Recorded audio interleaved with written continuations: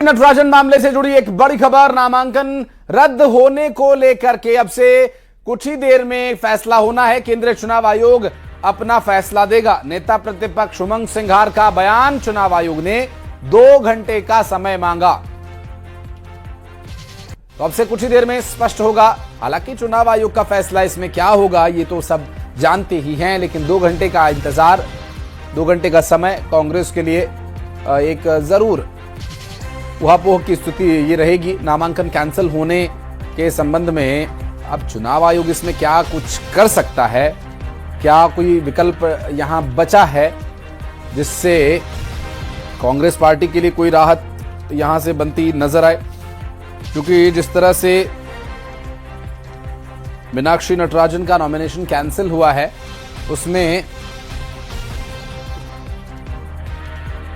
फिलहाल तो कोई रास्ता नजर नहीं आ रहा कांग्रेस पार्टी और उनके उम्मीदवार मीनाक्षी नटराजन के लिए।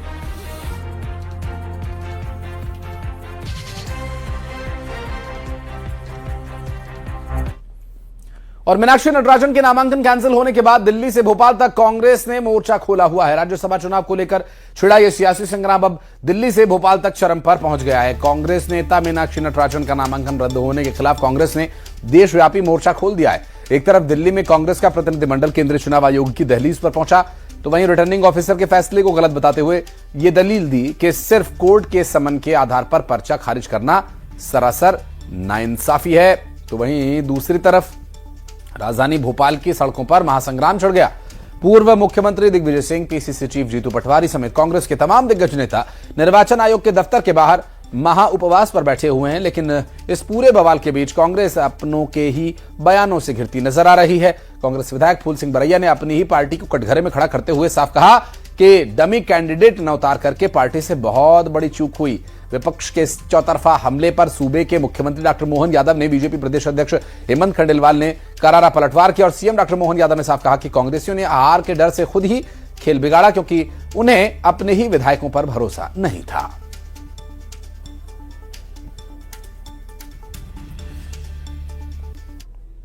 एक निर्देश था कि चूंकि हम लोग यहाँ पे मिल रहे और चूंकि जुडिक्शन दिल्ली का है तो आप लोग वहाँ पे ना करें, तो हम लोग आप सीधे धरने पे जा रहे हैं। सर ये रोशनपुरा जा रहे हैं सर उपवास में आप लोग? जी रोशनपुरा जा रहे हैं। दिल्ली से क्या अपडेट है, वहाँ पे आला कमान से कोई बातचीत हुई आप लोगों की? अभी चर्चा चल रही है, सुप्रीम कोर्ट की तैयारी कर रहे हैं, चुनाव आयुक्त का भी है, तो अभी आधे घंटे में। सर वकील कौन होंगे, अधिवक्ता कौन होंगे जो सुप्रीम कोर्ट? सभी जो संघवी जी है, अब तनखा जी है, सभी है, अपने रणदीप सुरजेवाला जी, सब लोग वहाँ पर पेश करेंगे। सर डमी कैंडिडेट क्यों नहीं उतारा सर एक सीट से?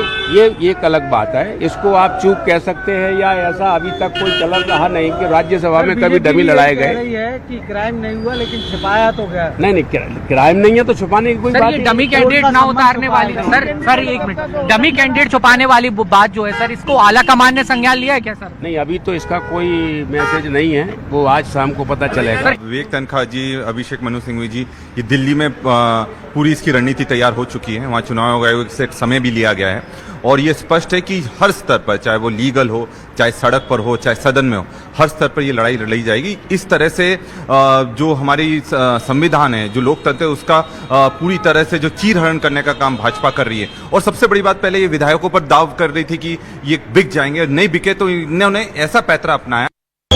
An Indian National Congress high-level delegation consisting of Abhishek Manu Singhvi ji and Vivek Thankha ji, Jandeep Singh Surjewala ji, Jairam Ramesh ji, Deebadas Munshi ji, Bhupesh Baghel ji, Meenakshi Narayan ji and myself met Chief Election Commissioner and other commissioners, and we had a detailed discussion with facts and figures with the Election Commission of India.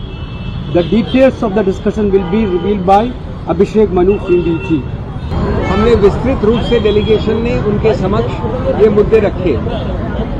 Number 1 कि returning officer का निर्णय बिल्कुल विकृत है, कानूनी रूप से गलत है, किसी हद में किसी तरह से उसको समर्थन नहीं किया जा सकता। वो 2+2 को 5 लिखने जैसा नहीं, बल्कि 2+2 को 7 लिखने जैसा गलत निर्णय है। आज भी संवैधानिक संस्थाओं पर पूरा उम्मीद है, इसीलिए हम ये लड़ाई लड़ रहे हैं। चुनाव आयोग ने क्या कहा? चुनाव आयोग ने अभी हमारी सुनवाई की है और अब हम वेट कर रहे हैं। तो आपको लगता है कि आपको इंसाफ मिलेगा? हम हमारी लड़ाई में हैं। हमारा आज भी विश्वास है कहीं न कहीं लोकतंत्र में। देखो, कांग्रेस ने जान करते हार के डर से षड्यंत्र पूर्वक उनके प्रत्याशी के फार्म में गलती रखी, क्योंकि ये सीट पर कई सारे कांग्रेसियों की नजर थी। जब उनको सीट नहीं मिली तो ये खेल बिगाड़ने का काम कांग्रेसियों ने किया। कितनी छोटी बात है, कोई पंच सरपंच का भी फार्म भरता है तो क्या उसके आपराधिक रिकॉर्ड की जानकारी नहीं देना चाहिए?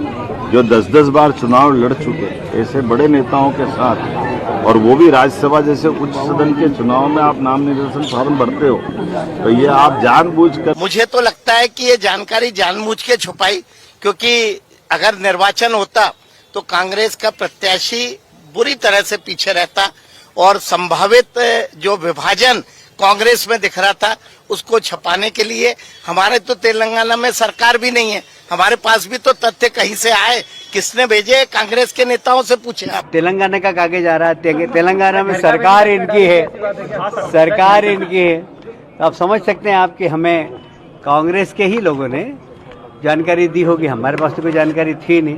तो कांग्रेस की ये स्थिति है, ये भले बेंगलोर ले जाएं या लंदन ले जाएं, चुनाव हम जीतते क्योंकि सभी देश की जनता को मोदी जी पे विश्वास।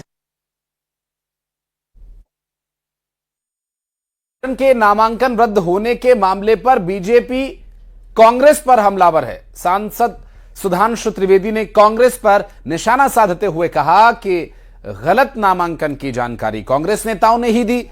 सवाल उठाया कि कांग्रेस ने चुनाव में डमी कैंडिडेट क्यों नहीं उतारा, नामांकन पत्र की ठीक से जांच क्यों नहीं की गई। सुधांशु त्रिवेदी ने कहा कि यह सिर्फ टेक्निकल मामला नहीं है, यह तो नैतिक जिम्मेदारी का मामला है। ये जो कुछ भी हुआ है ये दर्शाता है कि कांग्रेस का अंदरूनी चरित्र कितना विद्रूप हो चुका है और उन्हीं के लोग यह जानकारी भी देते हैं और फिर उन्हीं के लोग बैकअप प्रत्याशी नहीं खड़ा करवाते हैं। और मैं यह पूछना चाहता हूं, कांग्रेस में तो बड़े बड़े दिग्गज वकील हैं जो तमाम निर्णयों को उलटवा देते हैं, रात में सुप्रीम कोर्ट खुलवा देते हैं, वो ये टेक्निकल चीज नहीं देख पाए। इसका मतलब ये मामला टेक्निकल नहीं था, ये मॉरल था।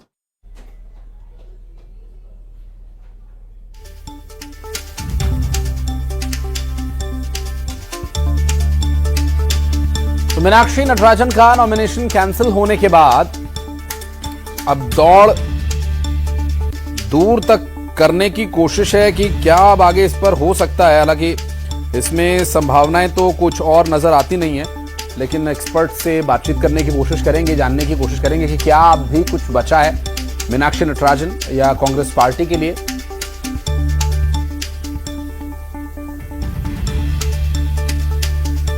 और इस पूरे विषय पर बासु चौरे हमारे सहयोगी भोपाल से हमारे साथ जुड़ गए, उनसे अपडेट लेकर के चर्चा में चलेंगे। हमारे साथ कुछ खास मेहमानों का पैनल है, जल्दी जल्दी मैं आपको अपने खास मेहमानों से परिचय करवा देता हूं। वाणी आलूवालिया जी हमारे साथ हैं, भारतीय जनता पार्टी की प्रवक्ता हैं, बहुत स्वागत है मैम आपका। समर प्रताप जी हमारे साथ हैं, कांग्रेस पार्टी के प्रवक्ता, बहुत बहुत स्वागत है सर आपका भी। और रुद्र विक्रम सिंह जी हमारे साथ हैं, जो कि पेशे से वकील हैं और सुप्रीम कोर्ट में प्रैक्टिस करते हैं।